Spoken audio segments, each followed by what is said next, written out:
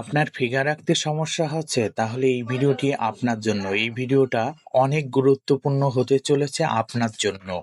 অনেকের কাছে ফিগার আঁকা অনেক কঠিন হয়ে যায়, কারণ ফিগার আমরা সরাসরি আঁকতে যাই, তাই আমাদের কাছে অনেক কঠিন মনে হয়। কিন্তু আপনি যদি শেপ ভালোভাবে বোঝেন, তাহলে ফিগার আঁকা কোনো কঠিন না। দেখুন, আমি যে শেপগুলো তৈরি করতেছি, এটা বিভিন্ন মানুষের বিভিন্ন স্টাইলের বিভিন্ন রকমের আছে। এই মানুষটা কোন দিকে হাত আছে, কোন দিকে পা আছে, এইভাবে ভালোভাবে লক্ষ্য করুন। তাহলে আপনি বুঝতে পারবেন এটা ফুল ফিগার না হলেও এই শেপ দেখে মানুষটি কি করতে চাচ্ছে। ফিগার আঁকতে হলে সবথেকে গুরুত্বপূর্ণ বিষয় হচ্ছে আপনাকে আগে শেপ বুঝতে হবে। মানুষ কোন ভঙ্গিতে আছে, মানুষ কি করতেছে, বসে আছে নাকি দাঁড়িয়ে আছে, মানুষ দৌড়াচ্ছে নাকি হাঁটতেছে, এগুলো ভালোভাবে বুঝতে হবে। তারপর ফিগারের গঠন, তার ফিগারটা কেমন, সেই গঠনটা ভালোভাবে বুঝতে হবে।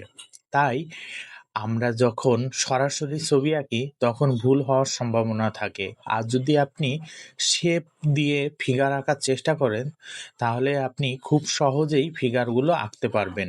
আমি এই ভিডিওটি খুবই ধীরে ধীরে করেছি, কারণ আপনাদের বুঝতে সহজ হবে।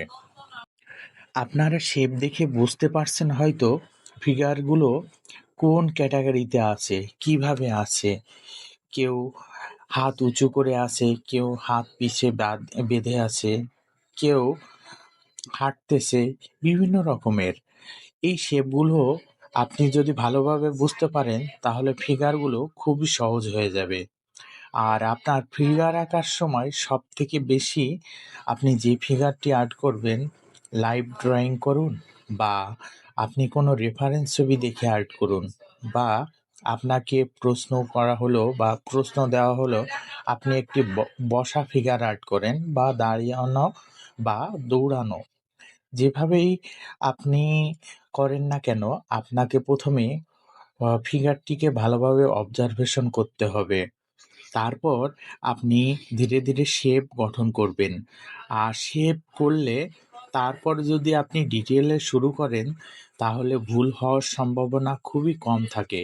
কারণ যখন আপনি শেপ তৈরি করবেন, তখন যদি আপনার ভুলও হয়, তখন আপনি খুব দ্রুতই ঠিক করতে পারবেন। কিন্তু আপনি যদি সরাসরি ফেস আঁকেন বা ফিগার আঁকেন, তাহলে কিন্তু ভুল হলে সরাসরি আপনি ঠিক করতে পারবেন না, অনেকটা কঠিন হয়ে যাবে। তাই আপনি প্রথমে শেপগুলো ভালো করে বুঝুন। ধন্যবাদ সবাইকে আর্টিস্ট হোমের পক্ষ থেকে। সকলের কাছে অনুরোধ, অবশ্যই সুন্দর একটি মন্তব্য করবেন। কোন ধরনের ছবি আঁকা শিখতে চান, অবশ্যই কমেন্ট বক্সে জানাবেন। আমি সেই ধরনের ছবি আঁকা আপনাদের শেখাবো। নতুন হলে ফলো করুন, আর ভিডিওটি আপনি অবশ্যই শেয়ার করবেন।